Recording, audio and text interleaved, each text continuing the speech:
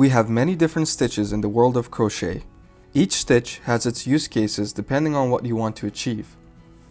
The three most popular stitches are the single stitch, the increase, and the decrease stitches.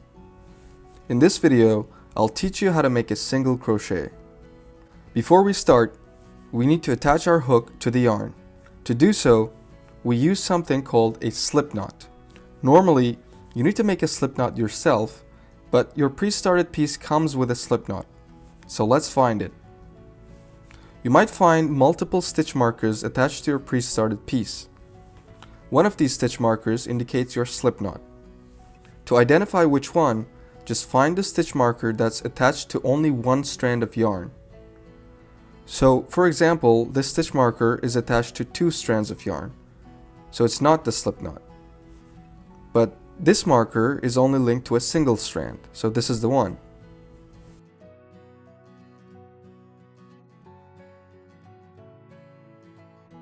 Before you insert your hook, just pull the stitch marker to loosen your slip knot.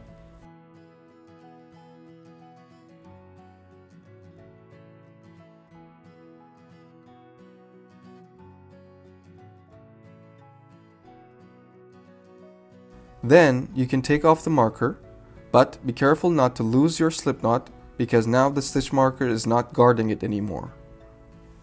Next, insert your hook in it. Right now, the slip knot is too loose. We need to narrow the slip knot so that the hook is securely attached to it. To do so, just pull your working yarn until your slip knot is wrapped around your hook tightly. Keep this in mind because every time your slip knot gets loose, you will need to pull the working yarn. Be careful not to make it too tight. You need to leave some space so that the slip knot can freely slide through the hook. If you make it too tight, you will have a hard time doing your stitches. Also, before we make our first single crochet, I want to talk about a very important concept. I want you to hold your piece sideways like this and observe the lateral V shapes that run across your circle. These V's are so important, so make sure you get this right. Whenever we're making a stitch, whether it's a single crochet, an increase, or a decrease, we always start by inserting our hook under the 2 strands of these V shapes. Now the reason I emphasize this so much is because you can see another shape around your circle that looks like a bump. As a beginner, I sometimes mistakenly inserted my hook through these bumps. It took me days to figure out what I was doing wrong. So stay away from these bumps. Only insert under the V shape. Okay, now that that's out of the way, let's make our first single crochet. The pre-started piece is called the magic ring and it looks like a caterpillar.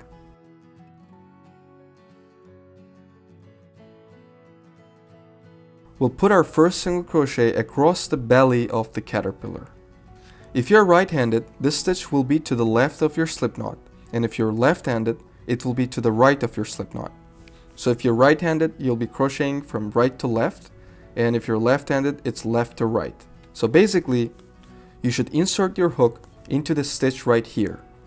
This first stitch, or the first V shape, might be marked with a stitch marker. Just take it out.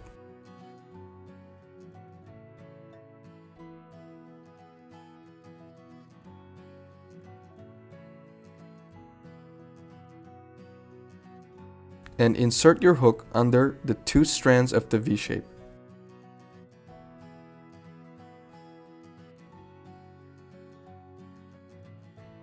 After you insert your hook, let's get in crochet position.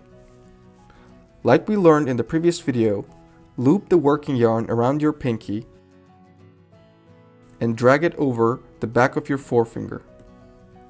We're almost ready, but there is a problem. We don't have enough tension on the working yarn. I will pull the working yarn from the yarn ball end until it's a straight line.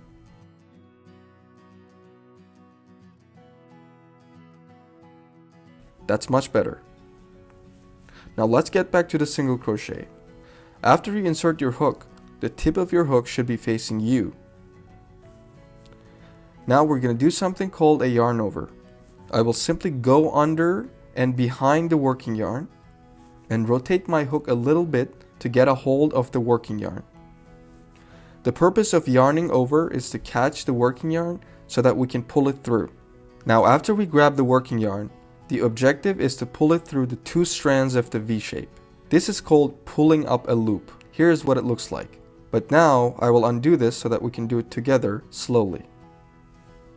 So I will insert my hook again and yarn over. Now, there are a couple things you should consider when pulling through. The moment you grab the working yarn, the hook will be facing you. But as you start pulling the yarn, you should slowly rotate your hook downwards.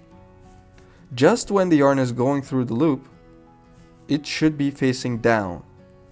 The reason why we rotate the hook is because we want to match the gap between the hook and the loop so that you can pull it through easily. If you don't rotate your hook, you will likely have a hard time getting your yarn through the loop and you might get stuck. See how the hook is getting stuck because I'm not matching the gap? Do your best to avoid this mistake as a beginner. Another important tip is to adjust the tension properly. The tension is basically how tight this line is between your project and your finger. There are 2 ways you can change the tension. You can do it by pulling your working yarn from the ball, just like this. But the method you will use more frequently is moving your forefinger back and forth to control the tension.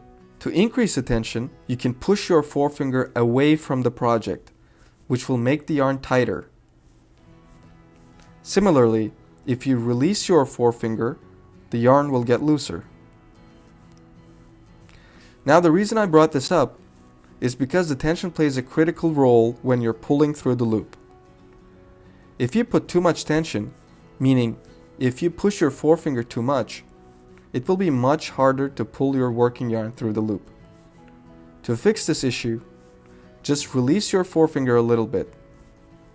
The goal is to put just enough tension so that the working yarn remains a straight line. So if you rotate your hook properly and you have the right amount of tension on the working yarn, you should have no problem pulling through.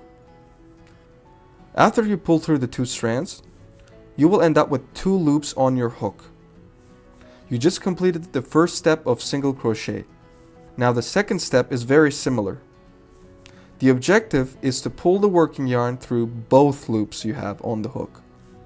But before we do that, I want to show you something. Sometimes after pulling up a loop, your first loop might get loose like this.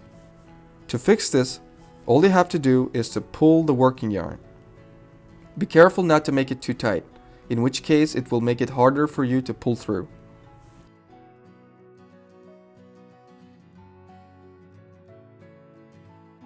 If it's too tight, you can just wiggle your hook a little bit to loosen the loop. After making sure our loops are the right size, we can now complete the single crochet. Once again, the final step is to pull through both loops you have on the hook. So just yarn over, like we did before, then you will pull through both loops on the hook.